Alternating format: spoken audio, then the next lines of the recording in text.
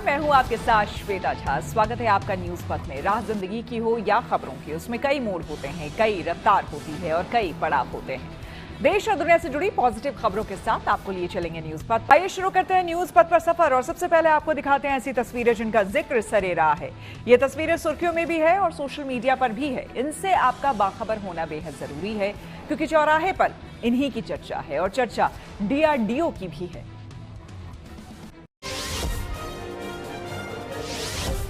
वृंदावन के बांके बिहारी मंदिर में हरियाली तीज के हिंडोल महोत्सव की तैयारी शुरू हो गई। सावन के इस हरियाली तीज के खास मौके पर बांके बिहारी सोने और चांदी से बने हुए हिंडोले में झूला झूलकर अपने श्रद्धालुओं को दर्शन देते हैं। इसको लेकर श्रद्धालु दर्शन करने के लिए दूर दूर से आते हैं। ये परंपरा करीब 500 सालों से चली आ रही है। हरियाली तीज का विश्व प्रसिद्ध त्योहार ब्रज और वृंदावन में 27 जुलाई यानी इसी रविवार को मनाया जाएगा। लिहाजा मंदिर परिसर में हिंडोला के अलग अलग हिस्सों को जोड़ने का काम भी किया जा रहा है, जिसे 26 जुलाई की रात को स्थापित किया जाएगा। वहीं फिर 27 जुलाई को ठाकुर बांके बिहारी जी इसी हिंडोला में विराजमान होकर सुबह 8:45 बजे से दोपहर 2 बजे तक और शाम को 5 बजे से रात 11 बजे तक भक्तों को दर्शन देंगे।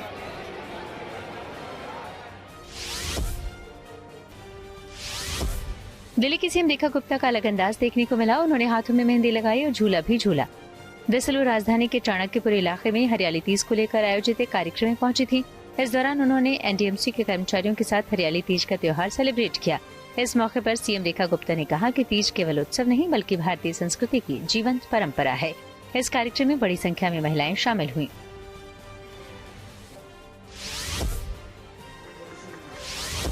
गुजरात में पाकिस्तान से आए 185 हिंदुओं को भारतीय नागरिकता दी गई। उन्हें CAA के तहत भारतीय नागरिकता मिली। प्रदेश के गृह राज्य मंत्री हर्षद संघवी ने खुद राजकोट, मोरबी और कच्छ जिलों में रह रहे 185 मूल रूप से पाकिस्तानी हिंदू नागरिकों को भारतीय नागरिकता का प्रमाण पत्र सौंपा। ये लोग वर्षों से पाकिस्तान छोड़कर भारत में रह रहे थे, लेकिन इन्हें भारतीय नागरिक नहीं माना जाता था। अब वो भारतीय नागरिक बनने से बेहद खुश हैं। भारत को रक्षा क्षेत्र में एक और बड़ी उपलब्धि हासिल हुई। दरअसल DRDO ने ड्रोन से दागी जाने वाली एक मिसाइल का सफल टेस्ट किया। आंध्र प्रदेश के कुर्नूल में नेशनल ओपन एरिया रेंज में ये टेस्ट हुआ। इस मिसाइल का नाम ULPGM-V3 यानी UAV launched precision guided missile है। इसे समतल और काफी ऊंचाई वाले क्षेत्रों से भी दागा जा सकता है। वहीं इस कामयाबी पर रक्षा मंत्री राजनाथ सिंह ने DRDO को बधाई दी। उन्होंने कहा कि सफलता भारतीय इंडस्ट्री की अहम रक्षा तकनीकों को अपनाने और उत्पादन करने की क्षमता को दिखाती है।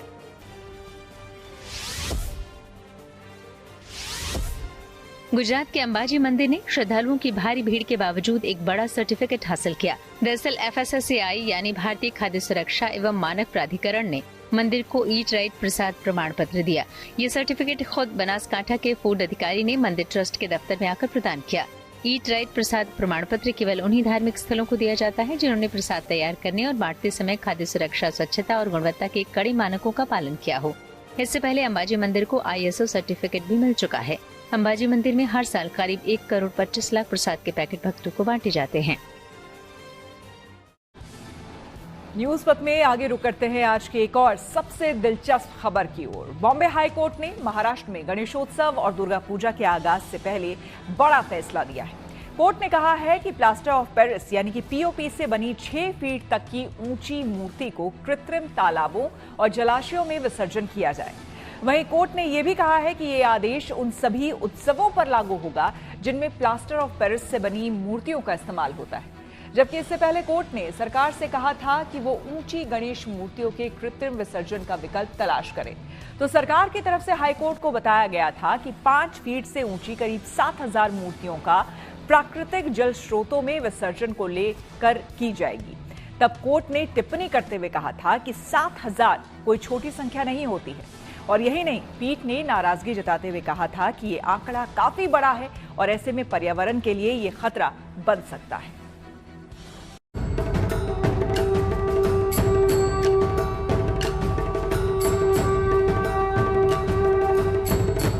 काफी खुश है इस आदेश से। ये काफी राहत भरा आदेश है हमारे लिए। जो POP जो बंदी था वो बंदी उठ गया है और जो भी कोर्ट ने सुनवाई की है मैं उससे काफी खुश है। हमारा सब पूरा जो है पालन पोषण सब इसमें चलता है पीओपी पे, और पीओपी अभी चालू हो गई तो हम इसमें बहुत हैप्पी है, खुश हैं। आखिरकार हर साल की तरह बड़ी पीओपी मूर्तियों को समुद्र में विसर्जित करने की अनुमति मिल गई। हालांकि 6 फीट से कम ऊंचाई वाली गणेश मूर्तियों, चाहे वे मिट्टी की हों या प्लास्टर ऑफ पेरिस यानी पीओपी की, इन मूर्तियों का विसर्जन कृत्रिम तालाबों में ही किया जाएगा।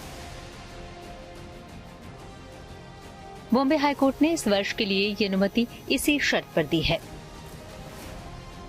कोर्ट के इस आदेश से राज्य की नई नीति के तहत बड़े आकार की मूर्तियों को प्राकृतिक जल स्रोतों, मसलन समुद्र, नदी या झील में विसर्जन की अनुमति मिलने का रास्ता भी साफ हो गया है। मैं कोर्ट के फैसले से बहुत ज़्यादा खुश हूँ, क्योंकि हमारी जो मूर्तियाँ हैं काफ़ी सालों से हम जो है प्लास्टर ऑफ पेरिस की बने हुई हैं, तो हमें बहुत चिंता थी कि ये मूर्ति का विसर्जन प्लास्टर ऑफ पेरिस की बनी हुई कैसे करें।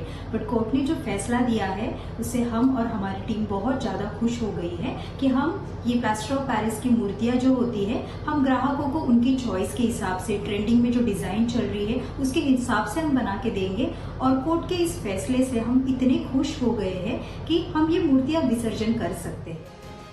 बॉम्बे हाईकोर्ट के चीफ जस्टिस आलोक आराधे और न्यायमूर्ति संदीप मरने की बेंच ने यह आदेश तब दिया जब राज्य सरकार ने कोर्ट को बताया कि उसने पहले ही 5 फीट तक की मूर्तियों के लिए कृत्रिम तालाबों में विसर्जन को अनिवार्य कर दिया है। कोर्ट ने इस सीमा को बढ़ाते हुए कहा, हमें ये प्रयास करना होगा कि मूर्तियों के विसर्जन से पर्यावरण पर न्यूनतम प्रभाव पड़े, इसलिए 6 फीट तक की मूर्तियों का विसर्जन कृत्रिम तालाबों में ही किया जाना चाहिए। महाराष्ट्र सरकार ने हाल ही में एक पॉलिसी बनाई थी जिसमें कहा था कि 5 फीट से नीचे कोई भी अगर आइडल होंगे उन्हें आर्टिफिशियल पॉन्ड में ही डाला जाएगा, उनको इमर्स किया जाएगा। लेकिन आज बॉम्बे हाईकोर्ट ने कहा कि 5 फीट से बढ़ा के इसको 6 फीट कर दिया है। और आगे क्या हुआ है, आइए याचिकाकर्ता और बहुत सारे जो वकील थे अदालत में उनसे बात करते हैं। क्या कहा अदालत ने? आज की सुनवाई में डिटेल हियरिंग हुआ है। इसमें कोर्ट ने कल एक सवाल पूछा था कि जो 6 फीट से बड़ी 5 फुट से जो बड़ी मूर्तियाँ हैं 8 फीट तक, उनके लिए इमर्शन टैंक को ऊंचा कर सकते हैं। स्टेट ऑफ महाराष्ट्र और कॉरपोरेशन इनको पूछा गया था। आज उन्होंने कोर्ट को इन्फॉर्मेशन दिया है कि 6 फीट तक हम कर पाएंगे और इससे बड़ा करना हमारे लिए पॉसिबल नहीं है, क्योंकि जो छोटी मूर्तियाँ हैं उनके लिए फिर हमको अलग से प्रोविजन करनी होगी और वो दैट इज़ नॉट प्रैक्टिकल। हालांकि कोर्ट में सुनवाई के दौरान महाराष्ट्र सरकार ने दलील दी थी कि 6 फीट से बड़ी मूर्तियों को समुद्र में विसर्जित करने की अनुमति दी जाए, ताकि पीओपी से बनी मूर्तियों पर लगी रोक से मूर्तिकारों के रोजगार पर खतरा न हो। हालांकि कोर्ट ने साफ किया कि केवल 6 फीट से ऊंची मूर्तियां ही प्राकृतिक जल स्रोतों में विसर्जित होंगी, बाकी सभी कृत्रिम टैंकों में। कोर्ट ने अपने आदेश में ये भी कहा कि राज्य सरकार की ये विसर्जन नीति न केवल गणेशोत्सव बल्कि मार्च 2026 तक मनाए जाने वाले सभी ऐसे त्योहारों पर लागू होगी जिनमें मूर्तियों के विसर्जन की परंपरा है। राज्य सरकार और सभी नगर निकाय इस नीति को पूरी सख्ती से लागू करें। यही नहीं, कोर्ट ने ये भी कहा कि मूर्ति विसर्जन के अगले ही दिन किनारों की सफाई अनिवार्य रूप से कराना होगी। कोर्ट ने उस पर आदेश दिया है कि जो 6 फीट तक जो कोई आइडल्स है उन्हें आर्टिफिशियल पॉन्ड्स के अंदर, टैंक्स के अंदर ही इमर्स करना है, और बाकी जो है आइडल्स, गणपति की मूर्ति हो या नवरात्रि की देवी की मूर्ति हो, माघी उत्सव सब जो मूर्तियों का विसर्जन नेचुरल सोर्सेज जैसे समुद्र और रिवर्स के अंदर परमिट किया है कोर्ट। अब सवाल है कि गणेशोत्सव के दौरान मूर्तियों के विसर्जन को लेकर महाराष्ट्र सरकार और बीएमसी की क्या भूमिका होती है। बता दें कि साल 2023 में बीएमसी ने 5 फीट तक की करीब 1,95,000 गणेश मूर्तियों के लिए 204 टैंक बनाए थे, लेकिन इनमें से केवल 85,000 मूर्तियां ही इन टैंकों में विसर्जित हुई, बाकी को समुद्र या नदियों में विसर्जित किया गया। वहीं साल 2024 में 5 से 10 फीट तक की 3,865 और 10 फीट से ऊंची 3,998 मूर्तियों का विसर्जन प्राकृतिक जल स्रोतों में किया गया था, जिनमें से अधिकतर पीओपी की बनी थी, जबकि इस वर्ष 5 फीट तक की मूर्तियां शामिल होने से ये संख्या करीब 1,96,000 तक पहुंचने की संभावना है। राज्य सरकार ने हलफनामे में बताया कि घरेलू गणेश मूर्तियां कृत्रिम तालाबों में और सार्वजनिक मंडलों की बड़ी मूर्तियां पारंपरिक रूप से समुद्र में विसर्जित की जाएंगी। ये तो जो कोर्ट ने भी आदेश दिया है बहुत अच्छा है, उन्होंने भी इसमें स्टडी करके आदेश दिया है। ये किसी को तकलीफ दे नहीं है, उल्टा सफिशिएंट है, सबके लिए एक इजी वे है जिससे कि छोटी मूर्ति का भी विसर्जन अच्छे से हो जाए, बड़ी मूर्ति का विसर्जन अच्छे से हो जाए एंड किसी को तकलीफ ना हो, हमारी संस्कृति को ठेस ना पहुंचे करके ये जो डिसीजन लिया बहुत अच्छा डिसीजन है। हम लोग इसमें काफी खुश हैं। महाराष्ट्र में गणेश चतुर्थी सबसे बड़ा त्योहार माना जाता है, जिसमें लाखों लोग हिस्सा लेते हैं। लिहाजा कोर्ट के इस फैसले से पर्यावरण संरक्षण और पारंपरिक शिल्पकारों के रोजगार दोनों के बीच संतुलन बनाने की कोशिश की गई है। साथ ही मूर्ति विसर्जन के दौरान होने वाले प्रदूषण को कम करने के लिए साफ सफाई को लेकर भी निर्देश दिए गए हैं। राज्य सरकार ने उनके हलफनामे में एफिडेविट में लिखा है कि हमें एक्सपर्ट कमेटी हम बनाएंगे, तो कोर्ट ने उन्हें डायरेक्शन दिया है। एक्सपर्ट कमेटी में प्रमुखता उनको 3 चीज़ों पर स्टडी करना है कि एक तो मूर्ति का रीयूज हो सकती है या रिसाइकल हो सकती, या जो बड़ी जो आइडल है 10 फीट 15 फीट उसका डिजॉल्व साइंटिफिक मैनर या तो फिर नेचुरल मैनर में कैसे उसका जल्दी डिजोल्यूशन हो सके, उसके ऊपर स्टडी करने के लिए साइंटिफिक कमेटी अपॉइंट करने का उन्होंने वादा किया है और कोर्ट ने वैसे डायरेक्शन उनको दिया है स्टेट गवर्नमेंट। हाल ही में महाराष्ट्र सरकार ने गणेशोत्सव को आधिकारिक तौर पर स्टेट फेस्टिवल यानी राज्य महोत्सव घोषित किया है। लिहाजा महाराष्ट्र में सबसे बड़े स्तर पर मनाए जाने वाले इस त्योहार को ऐतिहासिक पहचान मिल गई है। यही नहीं, महाराष्ट्र के संस्कृति मंत्री आशीष शेलार ने घोषणा की है कि सरकार गणेशोत्सव में सीधे तौर पर शामिल होगी और इस महोत्सव को अलग अलग कार्यक्रमों के जरिए राष्ट्रीय और अंतर्राष्ट्रीय स्तर पर बढ़ावा भी देगी। मुंबई में विद्या के साथ Dharmendra Dubey, good news today. Maharashtra में गणेश उत्सव से पहले अच्छी खबर आई। आपको सीधे लिए चलते हैं न्यूज एक्सप्रेसवे पर, जहां देश दुनिया की कुछ और जरूरी खबरें कर रही हैं आपका इंतजार। प्रधानमंत्री नरेंद्र मोदी 2 दिनों के दौरे पर मालदीव की राजधानी माले पहुंचे, जहां उनका भव्य स्वागत किया गया। इस मौके पर पीएम मोदी का एयरपोर्ट पर स्वागत करने के लिए खुद मालदीव के राष्ट्रपति मोहम्मद मुइज्जू मौजूद रहे। वहां दोनों नेताओं ने एक दूसरे को गले लगाए। इस दौरान एयरपोर्ट पर पीएम मोदी के स्वागत के लिए मोहम्मद मुइज्जू की पूरी कैबिनेट भी मौजूद थी। एयरपोर्ट पर पीएम मोदी के स्वागत में स्थानीय कलाकारों ने पारंपरिक नृत्य भी पेश किया। वहीं प्रधानमंत्री ने यहाँ भारतीय समुदाय के लोगों से भी मुलाकात की और भारतीय मूल के बच्चों की डांस परफॉर्मेंस भी देखी। 2 दिनों के दौरे में पीएम मोदी शनिवार को मालदीव की स्वतंत्रता की 60वीं वर्षगांठ पर बतौर चीफ गेस्ट कार्यक्रम में शामिल होंगे।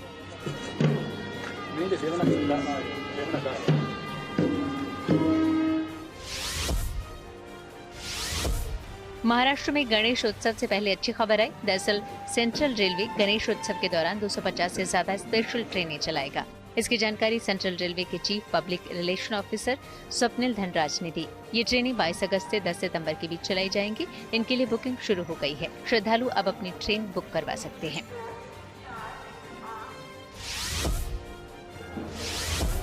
हिमाचल प्रदेश में माता नैना देवी मंदिर और दूसरे शक्तिपीठों पर श्रावण अष्टमी मेले की शुरुआत हो गई। इस मेले में हिमाचल ही नहीं बल्कि पंजाब, हरियाणा, दिल्ली, यूपी, बिहार और दूसरे प्रदेशों से भी श्रद्धालु पहुंच रहे हैं। इस खास मौके पर मंदिर को पूरी तरह रंग बिरंगी लाइटों और फूलों से सजाया गया।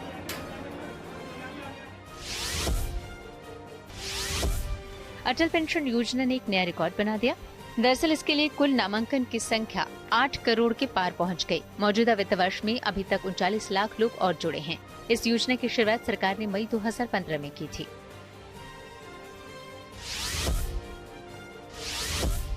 गुजरात के अहमदाबाद की रहने वाली 63 साल की बुजुर्ग अलका व्यास चर्चा में आ गई। दरअसल उन्होंने अपने कुछ दोस्तों के साथ माउंट एवरेस्ट के बेस कैंप पहुंचने की बड़ी उपलब्धि हासिल की। बेस कैंप 17,598 फीट की ऊंचाई पर है, जहां वो इसी साल मई में पहुंची थी। अब वो स्वदेश लौट चुकी हैं। ये कामयाबी हासिल करने पर सभी काफी खुश हैं। अब बुजुर्ग अलका व्यास का अगला मिशन एवरेस्ट के शिखर को छूना है। न्यूज वक्त में अब बात करते हैं यूपी में बसे बांग्लादेशी शरणार्थियों की। योगी सरकार ने विभाजन के वक्त पूर्वी पाकिस्तान और अब बांग्लादेश से विस्थापित होकर यूपी के तमाम जिलों में बसे परिवारों को बड़ी राहत दी है। मुख्यमंत्री योगी आदित्यनाथ ने कहा है कि इन बांग्लादेशी शरणार्थियों को इनकी जमीन का मालिकाना हक दिया जाएगा। बता दें कि इन शरणार्थी परिवारों को 1960 में सरकार ने पीलीभीत जिले के अलग अलग गांवों में घर और खेती के लिए जमीन दी थी, लेकिन उन्हें इसका कभी मालिकाना हक नहीं मिला। इसकी वजह से इन परिवारों को सरकारी कल्याण योजनाओं का लाभ नहीं मिल सका।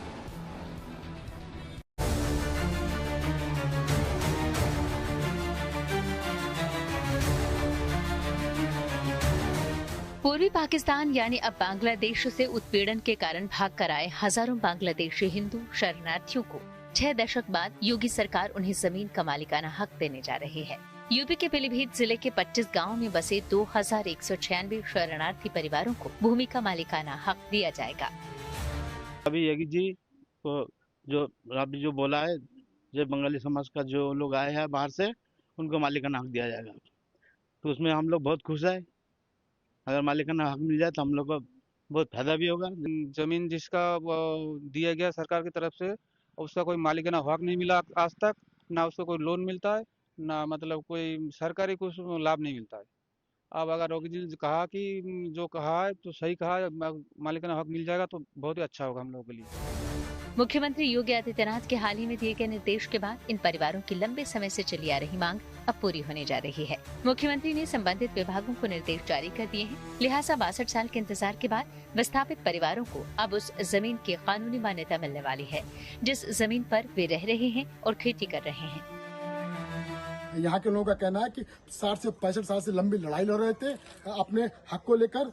भारत में रह तो रहे थे लेकिन भारत के नागरिक नहीं माने जा रहे थे, लेकिन अब वो कह सकते हैं कि हाँ, हम भारत के नागरिक हैं और नई नई चीजें सुधार होंगी और उनको इसको फायदा मिलेगा। और ये भी कहना है कि जो 55-60 साल के लोग हैं उनका कहना है कि हमको तो उसका फायदा नहीं मिल रहा है, लेकिन जो हमारी आने वाली पीढ़ी है उनको फायदा मिलेगा। फिलहाल पीलीभीत जनपद में बंगाली समाज के काफी बड़ी तादाद है। ऐसे में देखते हुए यहाँ पर लोगों को फायदा मिलने वाला और कहना कि ये लोग सरकार को बधाई दे रहे हैं।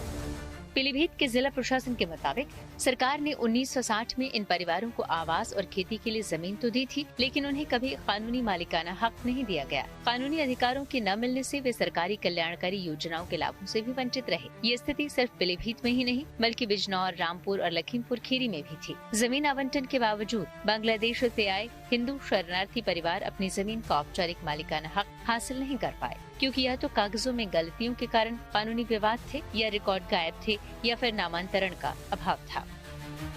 हालांकि मुख्यमंत्री योगी के आदेश के बाद अब इन शरणार्थी परिवारों को जल्द ही स्वामित्व के दस्तावेज मिलने शुरू हो जाएंगे। अभी हम लोगों ने जो सूची बनाई है वो 2196 परिवारों की सूची हमारे पास है। इसमें जो प्रथम चरण में है वो 1466 लोगों को संक्रमणीय अधिकार दिए जाने का प्रस्ताव भेजा है।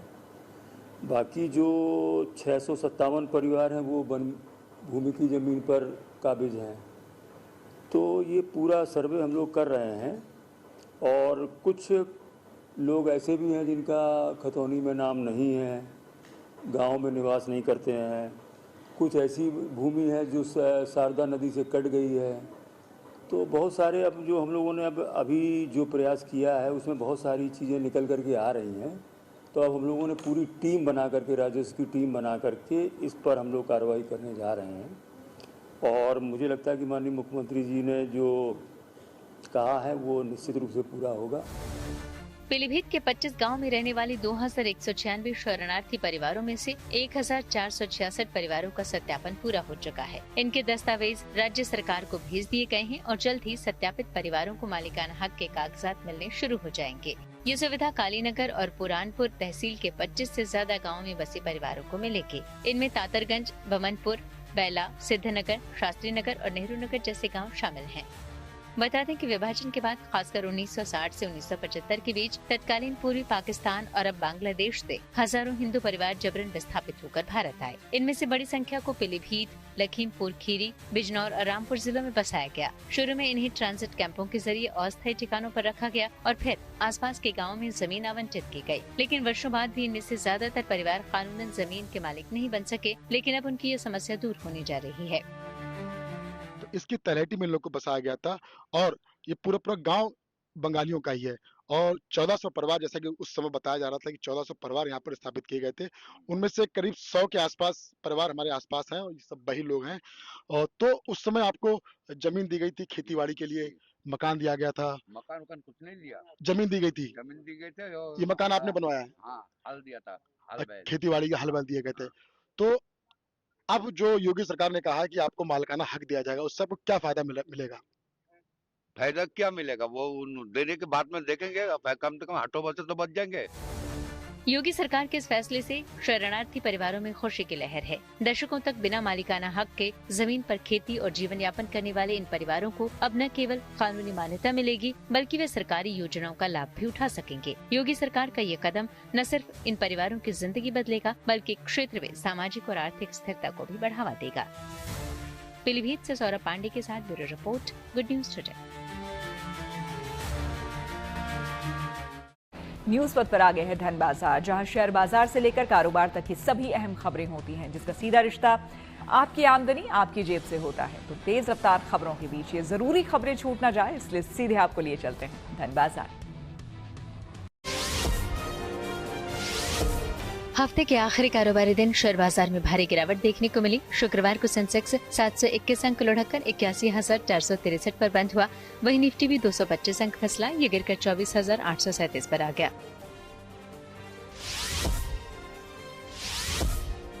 सोने की कीमतों में लगातार दूसरे दिन गिरावट देखी गई। शुक्रवार को सोना 500 रुपए सस्ता हुआ। इसके साथ ही दिल्ली में 10 ग्राम सोने की कीमत घटकर 99,120 रुपए पर आ गई। वहीं चांदी की कीमतों में कोई बदलाव नहीं हुआ। 1 किलो चांदी की कीमत 1,15,000 रुपए पर स्थिर है।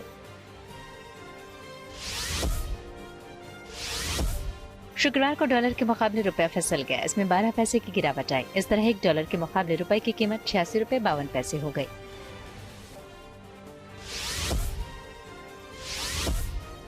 JSW MG मोटर इंडिया ने अपनी इलेक्ट्रिक स्पोर्ट्स कार साइबरस्टर को भारतीय बाजार में लॉन्च कर दिया। इसकी शुरुआती कीमत करीब 72.5 लाख रुपए रखी गई है, लेकिन ये कीमत सिर्फ उन ग्राहकों के लिए है जिन्होंने पहले से इस गाड़ी की बुकिंग कर रखी थी। बाकी ग्राहकों को ये कार करीब 75 लाख रुपए की कीमत पर मिलेगी। कंपनी का दावा है कि MG साइबरस्टर EV महज 3.2 सेकंड में 0 से 100 किलोमीटर प्रति घंटे की रफ्तार पकड़ सकती है। भारत में एंट्री से पहले नॉर्टन मोटरसाइकिल्स ने अपनी upcoming bike series PM Modi और ब्रिटिश प्रधानमंत्री कीर स्टारमर को दिखाई। नॉर्टन मोटरसाइकिल जल्द ही भारतीय बाजार में एंट्री करने वाली है। कंपनी की पहली बाइक भारत में नवंबर में लॉन्च हो सकती है। चर्चा है कि इस साल के आखिर तक नॉर्टन भारत में 6 नई बाइक लॉन्च करेगी, जिसमें कमांडो 961, V4 SV और V4 CR शामिल हैं। नॉर्टन TVS के ऑनरशिप वाली कंपनी है। हाल ही में भारत और UK के बीच फ्री ट्रेड एग्रीमेंट हुआ है। ऐसे में नॉर्टन की बाइक्स को भारत में सस्ते में खरीदा जा सकेगा। न्यूज पर के सफर में अब सोशल अड्डा का रुख करते हैं, जहां आज बात होगी पश्चिम बंगाल के सरकारी स्कूलों में पढ़ाने वाले प्राइमरी टीचर्स की, जिन्हें सरकार ने बड़ी राहत दी है। प्राइमरी एजुकेशन के लिए बने वेस्ट बंगाल बोर्ड ने राज्य के हजारों शिक्षकों के लिए एक महत्वपूर्ण नोटिफिकेशन जारी किया है। इस नोटिफिकेशन में प्राइमरी टीचर्स के लिए उत्साहश्री पोर्टल पर म्यूचुअल ट्रांसफर एप्लीकेशन प्रोसेस दोबारा खोलने की घोषणा की गई है। उत्साहश्री पोर्टल का उपयोग पश्चिम बंगाल में प्राइमरी शिक्षकों के ट्रांसफर के लिए किया जाता है। इस पोर्टल का उद्देश्य शिक्षकों के ट्रांसफर की प्रक्रिया को ऑनलाइन और पारदर्शी बनाना है। वेस्ट बंगाल बोर्ड के इस कदम से उन तमाम प्राइमरी शिक्षकों में फिर से उम्मीद जगी है जो अपने घरों के पास बने स्कूल में एक दूसरे के साथ म्यूचुअल ट्रांसफर चाहते हैं। म्यूचुअल ट्रांसफर का फायदा उठाने के लिए आवेदक शिक्षकों को बोर्ड की गाइडलाइंस के मुताबिक कुछ जरूरी कदम उठाने होंगे। आवेदन करने वाले शिक्षकों को अपने DPSC यानी कि डिस्ट्रिक्ट प्राइमरी स्कूल काउंसिल की ओर से जारी कंफर्मेशन ऑर्डर को पोर्टल पर अपलोड करना अनिवार्य होगा। सभी जरूरी जानकारी और दस्तावेज अपलोड करने के बाद शिक्षकों को अपना आवेदन सबमिट करना होगा। इससे पहले इस पोर्टल को कुछ तकनीकी खामियों की वजह से बंद करना पड़ा था, लेकिन अब फिर से ये पोर्टल शुरू किया जाने से प्राइमरी टीचर्स को आपसी अदला बदली के तहत अपने घरों के पास स्कूल में ट्रांसफर लेने का मौका दिया जा रहा है। सरकार के इस कदम से टीचर्स का मानसिक दबाव कम होने और प्राइमरी एजुकेशन की क्वालिटी में सुधार होने की उम्मीद है। जाहिर सी बात है, इस बंगाल में प्राइमरी एजुकेशन से जुड़ी पहल का फायदा टीचर्स के साथ छात्रों को भी होगा। इस पहल को लेकर हमने बंगाल के प्राइमरी शिक्षकों से बात की और उनकी राय जानी। सबसे पहले मैं ये धन्यवाद देना चाहूँगा, साधुवाद देना चाहूँगा पश्चिम बंगाल सरकार को कि हमारे स्कूल एजुकेशन डिपार्टमेंट स्कूल शिक्षा विभाग में एक बहुत ही ज्वलंत समस्या थी। उस जो हालांकि समस्याएं तो बहुत सारी हैं, मगर सबसे बड़ी ज्वलंत समस्या थी कि हमारे पश्चिम बंगाल में स्कूल सर्विस कमीशन के माध्यम से जितने चयनित उम्मीदवार थे उनको मेरिट के आधार पर भी कई बार देखा गया है कि जो स्कूल दिया गया है, जो काउंसलिंग में उनको स्कूल चुनना पड़ता था, वो स्कूल उनके घर से 150 किलोमीटर 200 किलोमीटर किसी अनफॉर्चुनेटली किसी उम्मीदवार का 450 किलोमीटर दूर भी जो है विद्यालय उनको दे दिया गया है। अब उनका जो है घर का दायित्व और स्कूल के दायित्व के बीच में वो पीसते रहते थे। तो वहाँ पर मन मुताबिक रेंटेड हाउस भी जो है, कई सारे ग्रामीण इलाके ऐसे हैं जहाँ ढंग का जो है उनको एक घर माने भाड़ा घर भी जो है नहीं मिल पा रहा था। तो म्यूचुअल ट्रांसफर के माध्यम से ऐसे दूर दराज के इलाकों में दुर्भाग्यवश जिनको वो स्कूल मिला है, उनके लिए जो है ये एक बहुत ही जिसको कहते हैं ब्रह्मास्त्र टाइप का जो है गवर्नमेंट ने दिया है उनको अस्त्र। म्यूचुअल ट्रांसफर क्या है कि दो शिक्षक जो एक इस अपने घर से गंतव्य स्थान से दूरी पे स्थित है, वो दोनों शिक्षक क्या करेंगे आपस में, अगर वो आपसी सहमति से एक स्थानांतरण ले लेंगे आपस में, तो इससे क्या होगा कि दोनों को अपने सुविधा अनुसार विद्यालय मिल जाएगा, जिससे क्या होगा कि उन्हें अपने घर से विद्यालय पहुंचने में कम समय खर्च करने पड़ेंगे। अगर कम समय खर्च करेंगे तो उनमें ऊर्जा ताजगी अधिक रहेगा, जिससे वो बच्चों को अपने अधिक से अधिक फीडबैक दे पाएंगे, मेहनत कर पाएंगे। म्यूचुअल ट्रांसफ़र हमारे गवर्नमेंट ऑफ वेस्ट बंगाल की तरफ से एक ऐसा जरिया है जिसमें जो शिक्षक जो दूर रह चुके हैं वो आपसी में जो अपने म्यूचुअली एक दूसरे की तरफ ट्रांसफ़र कर सकते हैं। अगर उन्हें लगता है कि उनका घर उनके स्कूल के पास है या फिर उनका स्कूल उनके घर के पास है, तो ऐसे में वो लोग टीचर्स आपस में ट्रांसफर ले सकते हैं। और ये बहुत अच्छा इनिशिएटिव है, जिसमें जो टीचर्स जो बहुत दूर रहते हैं और वो आपसी जो अपना म्यूचुअल पार्टनर ढूंढ के, जो पोर्टल है हमारा उच्चश्री पोर्टल है, उसमें जाके अपना खुद ही ऑनलाइन देख सकते हैं, उन्हें कहीं दर बदर भटकना नहीं पड़ेगा, जिसमें वो टीचर्स जो भी उनके सुविधा के हिसाब से, जो भी वो जिस कैटेगरी में आते हैं, जिस स्कूल में हैं, उनको स्कूल के हिसाब से उनको जो है आपस में एक टीचर जो है, दो टीचर आपस में एक दूसरे की जगह पे आके कर सकते हैं और इसमें ज़्यादा टाइम नहीं लगता और ये बहुत जल्दी फास्ट प्रोसेस है। इससे फायदे ये होते हैं कि मान लीजिए टाइम इज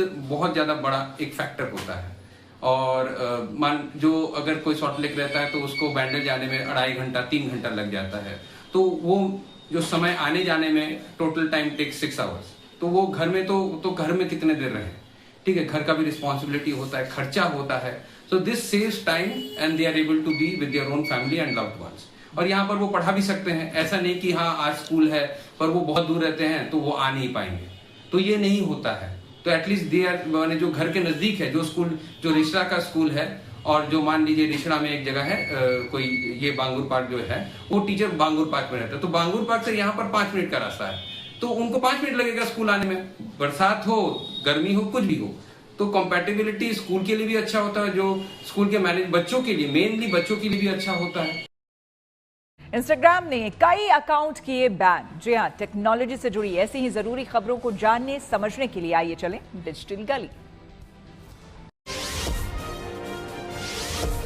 केंद्र सरकार ने अश्लील वेब सीरीज और दूसरे कंटेंट दिखाने के आरोप में बड़ी कार्रवाई की।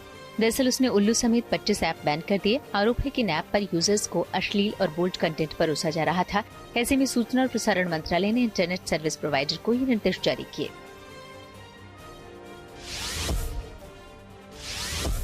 एलन मस्क की कंपनी स्टारलिंक ने सैटेलाइट इंटरनेट सेवा में आई दिक्कत पर अहम जानकारी दी। उसने बताया कि अब इस समस्या को सुलझा लिया गया है।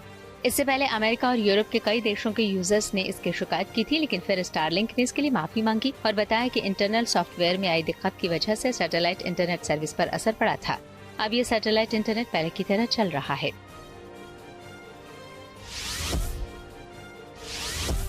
इंस्टाग्राम की मूल कंपनी मेटा ने बड़ी कार्रवाई की। दरअसल उसने करीब 1,35,000 अकाउंट पर बड़ी कार्रवाई की।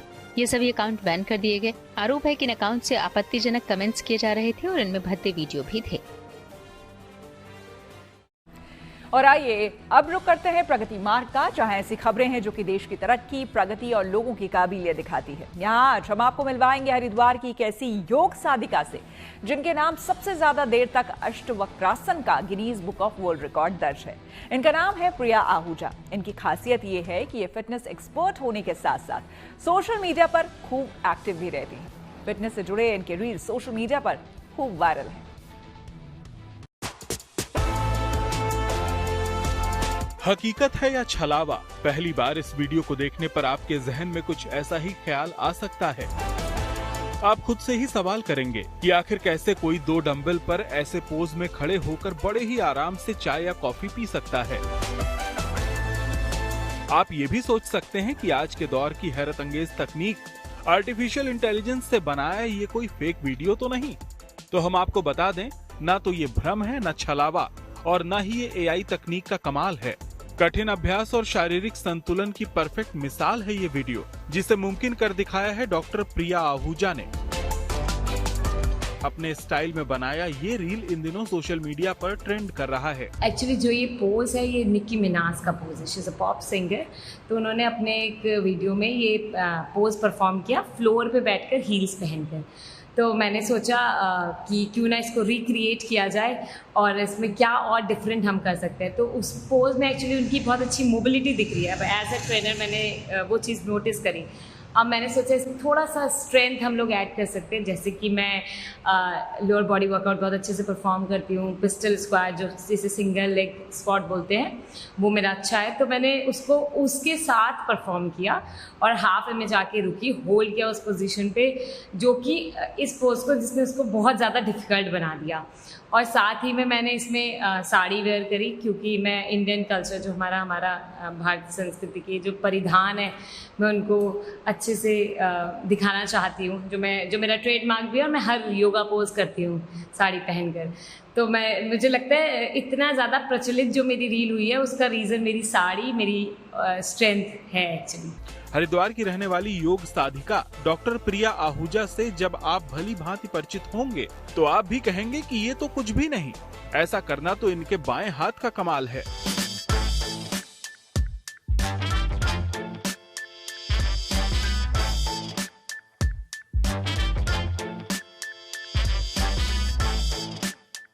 प्रिया की काबिलियत से ये देश आज से करीब 3 साल पहले तब परिचित हुआ था जब इन्होंने अष्टवक्रासन का Guinness book of world record बनाया।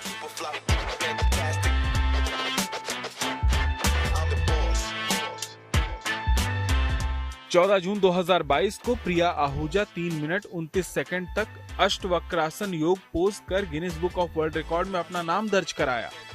इससे पहले इस योग पोज का Guinness book world record 2 minute 6 second तक का रिकॉर्ड था, जिसे भाग्यश्री ने 15 दिसंबर 2021 को बनाया था। इतना ही नहीं, इस रिकॉर्ड के 6 दिन बाद 20 जून को इसी आसन को 4 मिनट 26 सेकंड तक कर इंडिया बुक ऑफ रिकॉर्ड में अपना नाम दर्ज करा लिया। अष्टवक्रासन योग पोज रिकॉर्ड को ब्रेक करने के लिए प्रिया आहूजा ने 7 साल तैयारी की। 2 बच्चों की मां के लिए ऐसा करना आसान नहीं था, लेकिन परिवार का सहयोग और कठिन साधना के जरिए प्रिया ने इस संतुलन को हासिल किया। अष्टवक्रासन आसन क्यों इतना कठिन है, जरा इसे भी समझ लीजिए। अष्टवक्रासन एक जटिल योग मुद्रा है, जिसका अभ्यास आमतौर पर योग प्रशिक्षकों की मदद से ही किया जाता है। इस योगासन में शरीर की मूल मांसपेशियों के बल और शारीरिक संतुलन की आवश्यकता पड़ती है। अष्टवक्रासन मुद्रा में बैठने की स्थिति से प्रवेश किया जाता है। एक हाथ पैरों के बीच, दूसरा दूसरे पैर के ठीक बाहर और हथेलियां फर्श पर रहती हैं। फर्श से दोनों पैरों को ऊपर उठाने और उठाने से एक प्रारंभिक स्थिति मिलती है। दोनों पैर मुड़े हुए होते हैं। एक पैर एक अग्रभाग पर होता है, दूसरा पैर टखने पर पहले से पार होता है। पैरों को सीधा करने से फुल पोज मिलता है।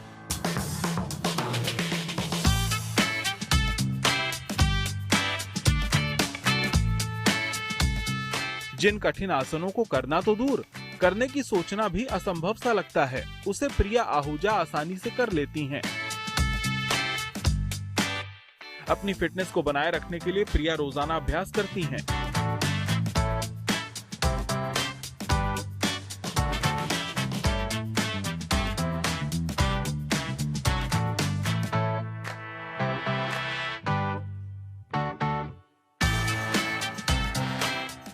कभी वो मुग्दर उठाती हैं,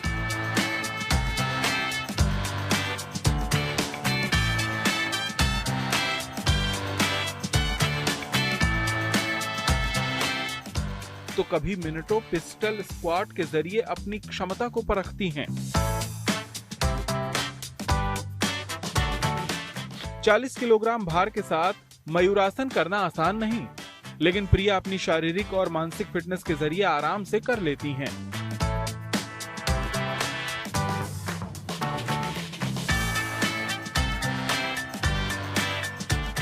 प्रिया आहूजा की फिटनेस क्लास में आज कई लड़कियां ट्रेनिंग लेती हैं। उनके जैसी ही फिटनेस हासिल करने के लिए जी तोड़ मेहनत करती हैं।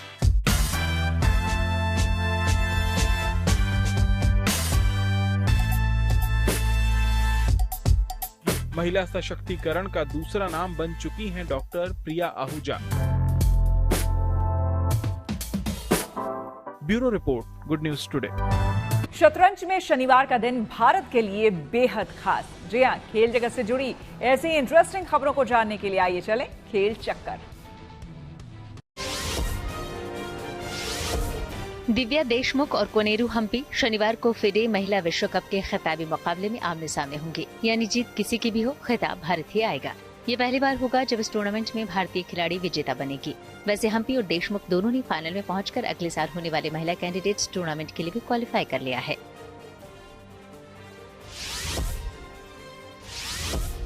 भारत के साथ चौथे टेस्ट मैच में इंग्लैंड के क्रिकेटर जो रूट ने एक बड़ी कामयाबी हासिल की। वो सबसे ज्यादा टेस्ट रन बनाने वालों की सूची में दूसरे नंबर पर पहुंच गए। हालांकि अब भी सचिन तेंदुलकर उनसे आगे पहले पायदान पर बने हुए हैं। सचिन के 15,921 रन हैं तो रूट ने रिकी पॉन्टिंग को पीछे छोड़ दिया, जो कि 13,378 रनों के साथ अब तीसरे नंबर पर खिसक गए हैं। आईसीसी चेयरमैन जय शाह ने भी रूट को इस कामयाबी पर बधाई दी।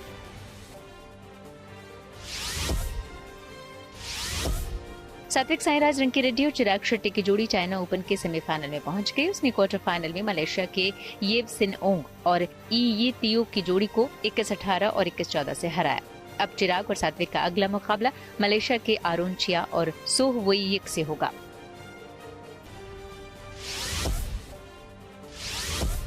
टीम इंडिया के पूर्व क्रिकेटर अभिषेक नायर को महिला प्रीमियर लीग में अहम जिम्मा मिला। दरअसल वो यूपी वॉरियर्स के मुख्य कोच बन गए। अभिषेक नायर से पहले ये जिम्मा जॉन लुइस संभाल रहे थे, लेकिन उन्होंने पिछले दिनों अपना करार खत्म कर दिया था। इसी के साथ न्यूज पथ में मेरे यानी कि श्वेता झा के साथ फिलहाल इतना ही। देश दुनिया की तमाम पॉजिटिव खबरों के लिए आप देखते रहिए गुड न्यूज टुडे।